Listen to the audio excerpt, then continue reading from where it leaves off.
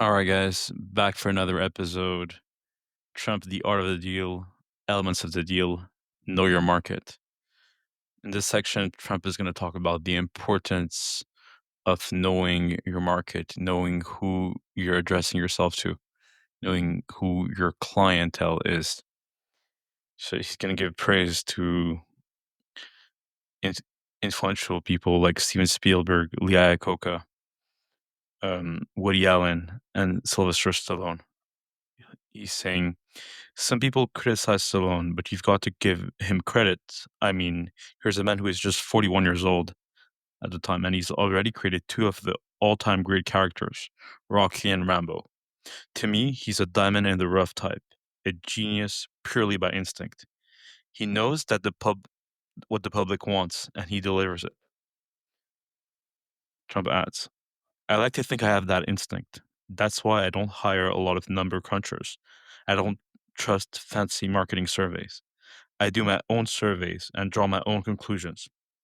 I'm a great believer in asking everyone for an opinion before I make a decision.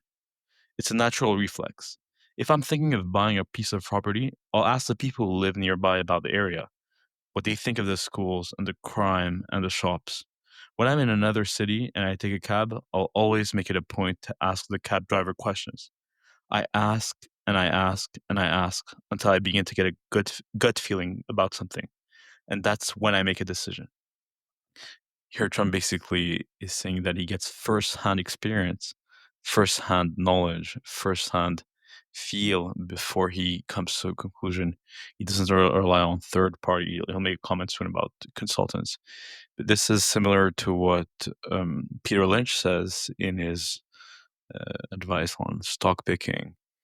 Essentially, it's basically by going on site, by being a client of the firm, of the potential company that you're looking at, by seeing how they treat their customers, by seeing how the stores are managed, by seeing how popular the products are with friends, with people that you know, uh, and detecting tendencies. Right. So Trump again is very big on the human gut feeling and human instincts. He's going to add, I have learned much more from conducting my own random surveys than I could ever have learned from the greatest of consulting firms. They send a crew of people down from Boston, rent a room in New York, and charge you $100,000 for a lengthy study. In the end, it has no conclusion and takes so long to complete that if the deal you are considering was a good one, it will be long gone. Again, there is another nugget here. It's sometimes you have to act with speed, with urgency, and that outsourcing decisions to consultants, uh, right? Not only you won't get a conclusive outcome, but it's going to rob you of precious resources such as time and money. The other people I don't take too seriously are the critics, except when they stand in the way of my projects.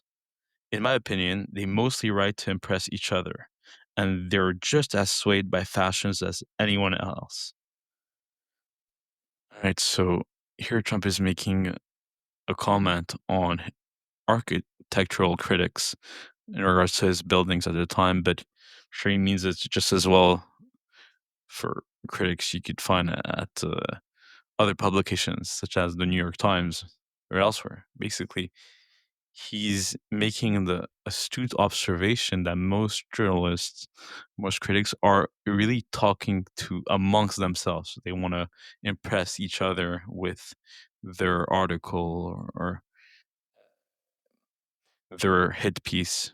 All right. So their audience isn't the broader market or necessarily the truth seekers.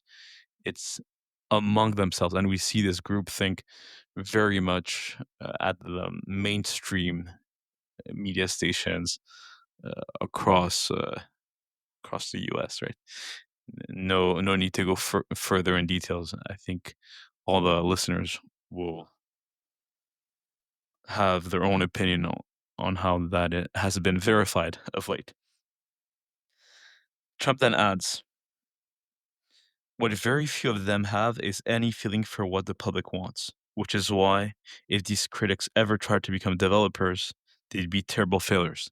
And you can swap your developers for anything else, right? President of the United States or successful business leaders, right? We see that these um, the critics are definitely not the men or women in the arena.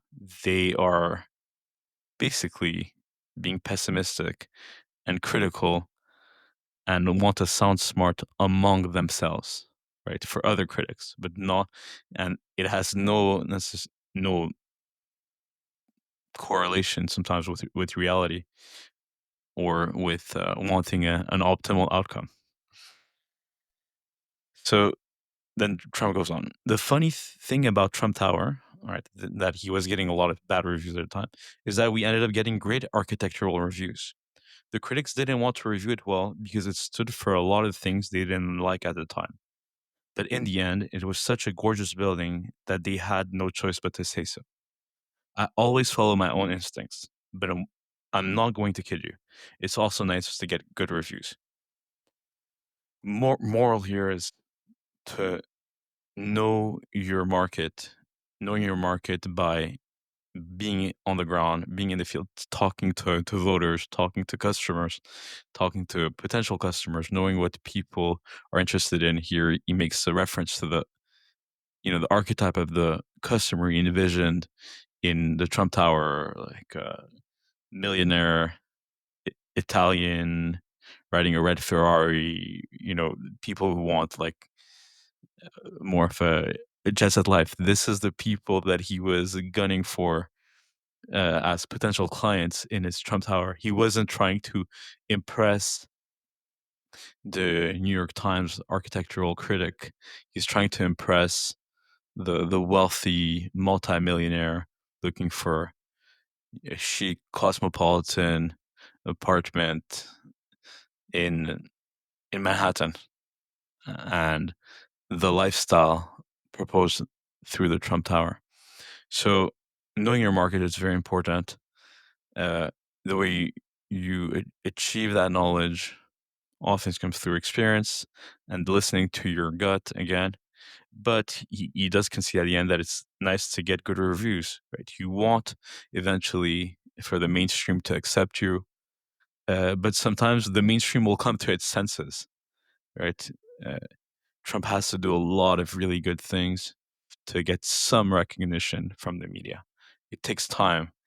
At the end, some people we have seen 2024, more people come to their senses and realize the good that he's done for the country, for the world. So, but he does put it in that order. He follows his instinct first. He knows his market. He goes for what his aim are, and eventually the critics catch up. But he doesn't do things for the critics. All right, and that's it for this episode. Thank you.